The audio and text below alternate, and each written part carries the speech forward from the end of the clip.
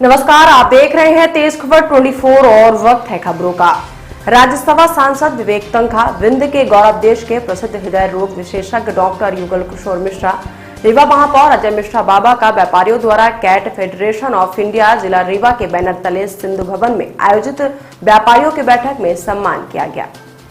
कार्यक्रम में विशिष्ट अतिथि के रूप में हिंदू उत्सव समिति धर्म परिवार अध्यक्ष गुरमीत सिंह मंगू, वरिष्ठ समाज सेवी सरदार प्रहलाद सिंह, सुनील सिंह, एसोसिएशन अध्यक्ष सूर्यकांत मिश्रा, के गुप्ता उपस्थित रहे। कार्यक्रम का संचालन कैट के प्रदेश उपाध्यक्ष महेश थारवानी ने किया तथा अतिथियों का स्वागत हरमीत सिंह बीरू ने किया।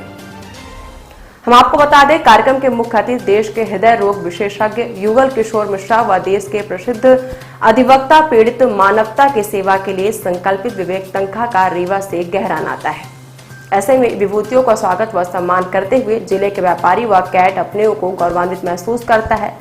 सम्मान कार्यक्रम को संबोधित करते हुए मुख्य अतिथि राज्यसभा सांसद विवेक तन्खा ने कहा कि मैं अपने आप को गौरवान्वित महसूस करता हूं कि रीवा में जन्म लिया। कर्मभूमि जबलपुर, फिर भी जो रीवा की संस्कृति में सीखने व सेवा करने का सुख प्राप्त होता है वह अविस्मरणीय है।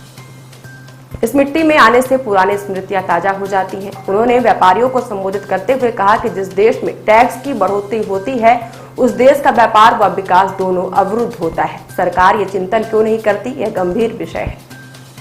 जितना कम टैक्स होगा उतने रोजगार के अवसर बढ़ेंगे और देश विकास की ओर आगे बढ़ेगा। साथ ही उन्होंने कहा कि सबसे बड़ा विरोधी मैं सरकार के डराने और धमकाने की नीति का हूं। वहीं डॉक्टर युगल किशोर ने कहा कि अपनों के बीच आकर मुझे अत्यंत खुशी होती है कि मैं व्यापारी जरूर नहीं हूं, लेकिन हेल्थ डिपार्टमेंट से जुड़कर मणिपाल हॉस्पिटल के डायरेक्टर होने के नाते व्यापारी संघ का अंग जरूर बन गया। आज देश का व्यापारी जिन समस्याओं से गुजर रहा है वह गंभीर चिंतन का विषय है। व्यापार यदि खत्म हुआ तो देश का अस्तित्व शून्य हो जाएगा। कार्यक्रम में उपस्थित विशिष्ट अतिथियों ने अपना उद्बोधन व्यक्त करते हुए पूर्व सांसद तन्खा जी व डॉक्टर युगल किशोर का स्वागत करते हुए व्यापारियों की समस्याओं की ओर सांसद राज्यसभा का ध्यान आकृष्ट कराया। कार्यक्रम में अतिथियों का आभार कैट के जिला अध्यक्ष अमरजीत सिंह लक्की ने व्यक्त किया। इस दौरान शहर के काफी संख्या में प्रबुद्ध व्यापारी व समाज सेवी उपस्थित रहे।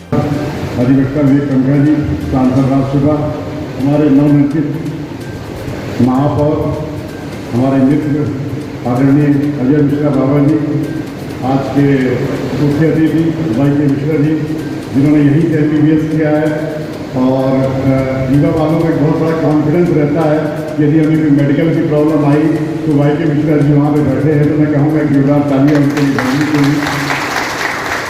पहले एक तो भीड़ इसलिए कि हमें 23 सितंबर है, ऑडिट का लास्ट डेट है। मैं भी सोच रहा था चलूँ ना चलूँ, चलूँ ना चलूँ, तो कहीं ना कहीं कार्यक्रम को जो ये भी है कि कई बार कंफ्यूज हो जाते हैं कि रीवा में बिजनेसमैन जाता है या व्यापारी संगठन जाता है।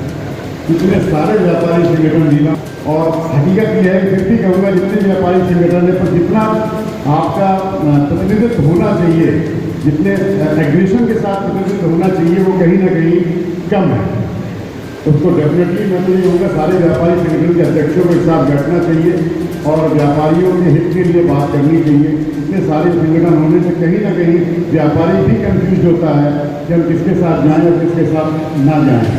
और निश्चित तौर से हमारे महापौर युवा हैं, उनसे मैं निवेदन करूँगा कि राजनीति के साथ साथ कुछ ग्राउंड लेवल की व्यापारियों की दिक्कत है। कुछ छोटा सा आपको अजय भाई निवेदन करूँगा कि लास्ट ईयर से हम लोग जो दुकान के ऊपर बोर्ड लगाते हैं, नगर निगम 10,000 रुपीज़ उसका भी चार्ज करता है।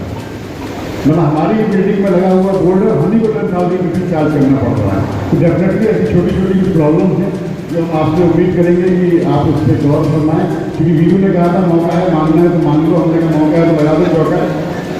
और मुझे ये मुझसे आग्रह किया कि मैं यहाँ हूँ। मैं थोड़ा रिलेक्टेंट था कि व्यापारी संघ है और पता नहीं वो किस तरह की माहौल है, लेकिन मजदूर साहब ने मुझे प्रेरित किया, मुझे निमंत्रण दिया और मैं आप सबके बीच में बैठा हुआ। मैं मेडिकल इंडस्ट्री को बिलोंग करता हूँ और मैं अब मणिपाल हॉस्पिटल को हेड कर रहा हूँ, इसलिए मैं भी एक व्यापारी संघ का ही अंग हो गया, क्योंकि मेडिकल जो है ना कोई अलग से नहीं, हम इंडस्ट्री का पार्ट है। और जो कठिनाइयाँ हैं व्यापारियों की, हमारे हेल्थ सेक्टर में भी उस तरह की कठिनाइयाँ हैं और मैं उससे बहुत अच्छी तरह से परिचित हूँ। कल मैं पार्टिसिपेट कर रहा था, कल वर्ल्ड हार्ट डे था और मैं करीब 1/3 आबादी दुनिया की उनके साथ में था, पार्टिसिपेट कर रहा था, खास करके अफ्रीकन कंट्रीज़ के और डेवलपिंग कंट्रीज़ के साथ में हमारा मणिपाल का ग्रुप है जो एसोसिएट कर रहा था, उनके साथ मेरी बातचीतें चल रही थी। और उन सब के बातचीत से ये मुझे अनुभव हुआ कि हम इंडिया में हेल्थ केयर के मामले में हम सबसे बहुत आगे हैं। सिर्फ आगे ही नहीं है, हम उन सबको एक प्लेटफॉर्म देते हैं, एक सुविधा देते हैं जिनको उनका इलाज करते हैं। मेरी जो मणिपाल हॉस्पिटल आपके पास आप इंडिया के फॉरेन रिजर्व गिर रहे हैं। मैं कब क्यों गिर रहे हैं?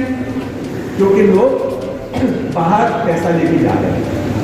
आपने $250,000 हर आदमी को परमिट किया है हर साल जाने की।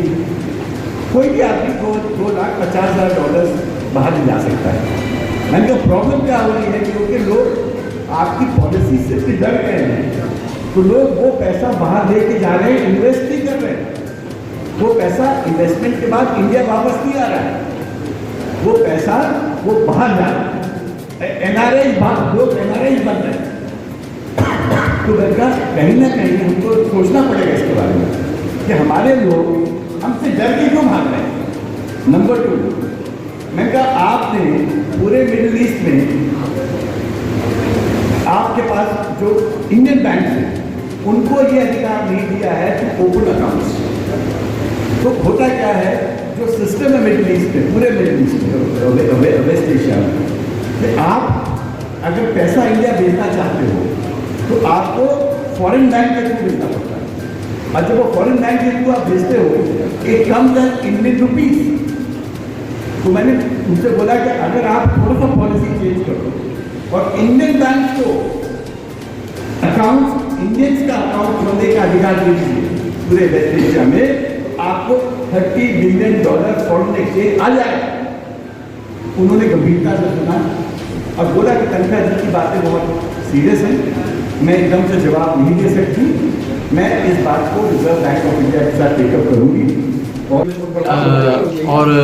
राज्यसभा सदस्य आदरणीय विवेक तनखा जी का कैट द्वारा और रेवांचल चैम्बर ऑफ कॉमर्स द्वारा नागरिक सम्मान के रूप में सम्मान किया गया उनका, और अपने डॉक्टर वाई.के. मिश्रा साहब का सम्मान किया गया, और अपने रीवा के नवनिर्वाचित महापौर आदरणीय अजय मिश्र बाबा जी का स्वागत किया गया।